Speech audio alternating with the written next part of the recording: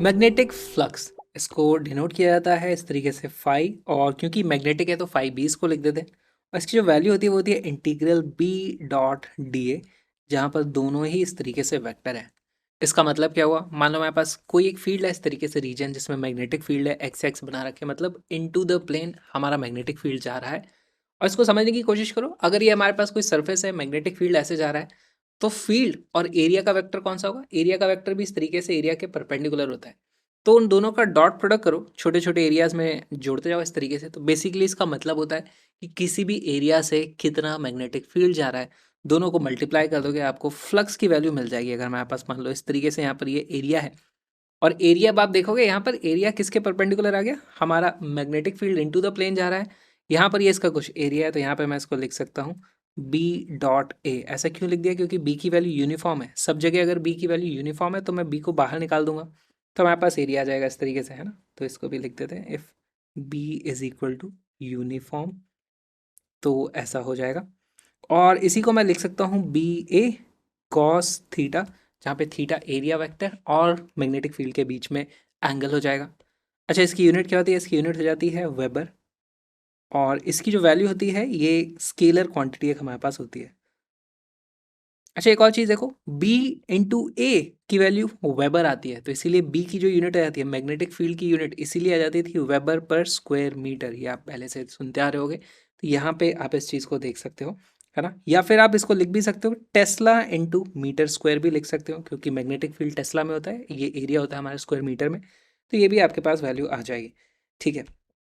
अब एक चीज़ और हमें समझनी है कि ये जो बात हुई थी अभी तक, ये हमारे पास किसी एक पर्टिकुलर एरिया के लिए बात हुई थी, है ना। तो एरिया का मतलब क्या होता है? वो टू डायमेंशनल चीज़ है ना। It's something two dimensional. अब वो कर्व्ड भी हो सकता है, पर वो है two dimensional kind of cheese.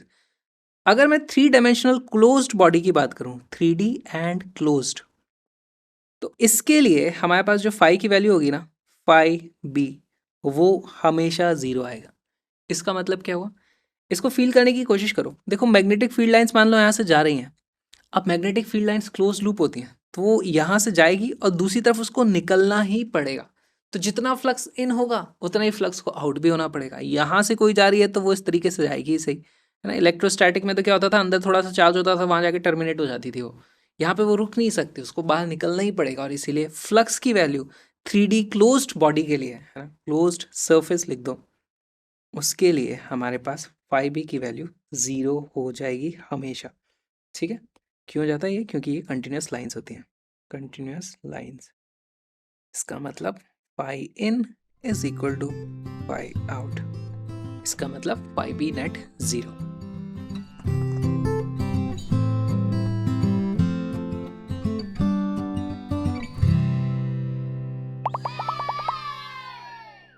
A loop ABCDEFA of straight edges has 6 corner points as shown in the figure.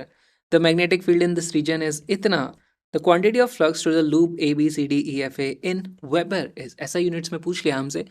तो देखो, हमारे पास यहाँ पे एक 2D बॉडी तो नहीं है, ये 2D नहीं है, 3D है, लेकिन ये क्लोज्ड बॉडी नहीं है ना। इसमें से कुछ मैग्नेटिक फील्ड इधर से जा रहा होगा, कुछ इधर से जाएगा, और वो इसको क्रॉस कर रहा है सरफेस को, तो यहाँ पे डेफिनेटली कुछ हमारे पास फ्लक्स होने वाला है। हम लूप की बात कर रहे हैं इस तरीके से, तो आपको देखना है लूप में से कितनी लाइंस क्रॉस होके जा रही हैं।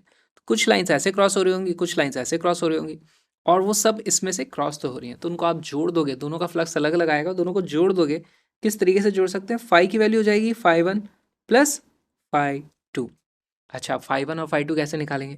तो देखो, ये हमारे पास एक एरिया है, ये दूसरा एरिया है। दोनों एरिया वेक्टर्स को भी हम बना सकते हैं। इसका एरिया वेक्टर हो जाएगा ये, इसका एरिया वेक्टर हो जाएगा ये, इस तरीके से A1 और A2। अच्छा, मैग्नेटिक फील्ड हमारे पास कुछ x डायरेक्शन में है, कुछ इस z डायरेक्शन में है। तो जो मैग्नेटिक फील्ड इस डायरेक्शन में है उसका इसी वाले में हमारे पास फ्लक्स आने वाला है, और जो मैग्नेटिक फील्ड का कंपोनेंट ये है उसका इसमें फ्लक्स आने वाला है। दोनों का एक दूसरे में फ्लक्स नहीं आएगा, तो आप सीधे सीधे दोनों फ्लक्स निकाल के दोनों को ऐड कर दोगे तो आपको आंसर आ जाएगा। फ्लक्स एक स्केलर क्वांटिटी है। अब वीडियो को पॉज करो, दोनों को ऐड करो।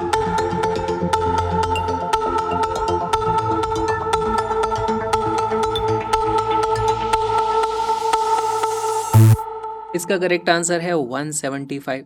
मैग्नेटिक फील्ड के कंपोनेंट्स ड्रॉ करने से हम शुरुआत करेंगे। पहले 3 टेस्ला आई कैप में, तो इस दिशा में हमारे पास 3 टेस्ला है, और इस दिशा में हमारे पास 4 टेस्ला।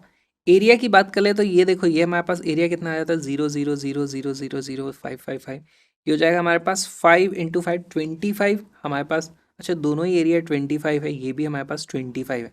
तो हमारे पास 5 1 की वैल्यू हो जाएगी 25 × 3, 5 2 की वैल्यू हो जाएगी 25 × 4 which is equal to 75 plus 100 which is equal to 175 and 175 is a correct answer. बहुत ही सिंपल सवाल।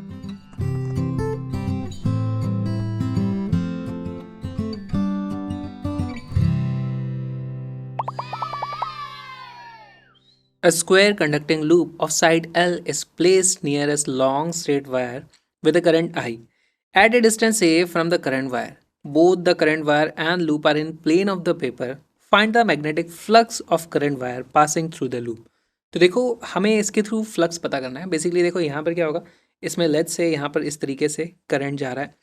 तो अगर इसमें आप राइट हैंड थंब रूल लगाओगे अब, तो आपको पता चलेगा यहाँ पर जो मैग्नेटिक फील्ड होगा वो इस तरीके से इनटू द प्लेन हमारे पास कुछ मैग्नेटिक फील्ड आने वाला है। और जो मैग्नेटिक फील्ड होगा वो डिस्टेंस पे डिपेंड करता है। तो यहाँ पे इस पूरी लेयर में कुछ और मैग्नेटिक फील्ड होगा, यहाँ पे कुछ और मैग्नेटिक फील्ड होगा। उन सभी का आपको अब फ्लक्स निकालना है, तो यहाँ पे हमें कैलकुलस का यूज़ करना पड़ेगा। तो हम एक काम करते हैं, हम एक जनरल रिजल्ट को ही डराइव कर लेते हैं, है ना। तो यहाँ पर हमें देखो, पहली बात तो यहाँ से आप एक्स डिस्टेंस पे आओ और यहाँ पे आप आकर के एक dx थिकनेस की इस तरीके से एरिया को अज्यूम करो। दिस इज dx, ठीक है। x डिस्टेंस पे हमारे पास कुछ मैग्नेटिक फील्ड होगा, तो यहाँ पर जो मैग्नेटिक फील्ड होगा वो इस तरीके से अंदर होगा, है ना। आप b की वैल्यू यहाँ पर लिख सकते हो। हमारे पास b का फॉर्मूला क्या है, b is equal to μ0I/2πx। ये हमारे पास मैग्नेटिक फील्ड आ गया। फ्लक्स की वैल्यू क्या होती है, फ्लक्स की जो वैल्यू होती है वो होती है एरिया इनटू मैग्नेटिक फील्ड। छोटा सा एरिया है ये एक्स, सॉरी dx उसकी थिकनेस है। हाइट, यहाँ पर हाइट क्या मान के चलें, एक जनरल हाइट अभी h मान लेते हैं, तो हमारे पास h मान के चलो। तो अब आपको यहाँ से यहाँ तक उसको इंटीग्रेट करना है। एक बार खुद से कोशिश करो इसको करने की, वीडियो को पॉज करो, क्वेश्चन को सॉल्व करो।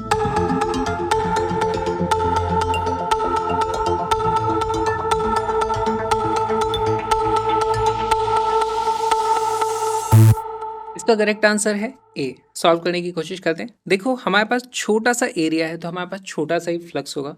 फ्लक्स को मैं किस तरीके से लिख सकता हूँ, छोटे से फ्लक्स को मैं लिख दूंगा, it will be equal to B into D A. इसकी जो वैल्यू आ जाती है, मैग्नेटिक फील्ड है वहाँ पर μ0I/2πx इंटू डी ए की वैल्यू कितनी है, ये वाला जो हमारे पास एरिया है उसकी value h into D x. तो इसकी वैल्यू आ जाती है h इंटू डी एक्स। इस तरीके से यहाँ पर अब हमें फाई को इंटीग्रेट कर देना है। तो इंटीग्रेट करोगे तो फाई की जो वैल्यू आ जाती है वो आ जाएगा इंटीग्रल। अब यहाँ पे देखो, जितनी चीज़ें कॉमन कांस्टेंट हैं उनको मैं बाहर निकाल देता हूँ। तो यहाँ पे बाहर आ जाएगा μ0I/h/2π, इस तरीके से बाहर आ जाएगा। अंदर मेरे पास बचता है dx/x। और मैं लिमिट कितनी लगाऊंगा, यहाँ पर मैं जो लेंथ है उसको ले लेता हूँ, लेट से दिस इज L1 और वहाँ तक जाएंगे तो हम इसको बोल देते हैं L2। तो लिमिट आ जाएगी L1 से लेकर के L2 तक। और यहाँ पे इसकी वैल्यू आ जाती है phi is equal to μ0I/h/2π ln of L2/L1। ये आ गया हमारे पास जनरलाइज फॉर्मूला। हमारे पास जो डायमेंशन दिए हैं उसके हिसाब से अगर मैं इसको मॉडिफाई कर दूँ तो हमारे पास देखो, फ्लक्स की जो वैल्यू आती है वो कितनी आती है, flux is equal to μ0I। h की जगह हमें क्या लिखना है, अच्छा पहले तो μ0I/2π लिख दो एज इट इज 2π।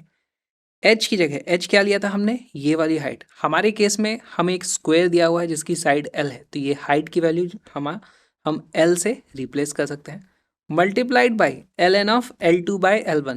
L2 क्या है, ये वाली लेंथ हमने ली थी, जो हमारे इस केस में आ जाएगी a प्लस l के बराबर। तो ये हो जाएगा a प्लस l, और डिनोमिनेटर में क्या आ जाता है हमारे पास L1, यानी यहाँ से यहाँ तक का डिस्टेंस वो है हमारे पास a। इस तरीके से आ जाएगा। तो ये बन जाता है हमारा correct answer, which is option A. ये जो छोटा सा वीडियो आपने देखा वो एक छोटा सा पार्ट था एक छोटे से क्रैश कोर्स का, जहाँ पे 40 दिन में हमने पूरी की पूरी फिजिक्स कंप्लीटली कवर कर ली है।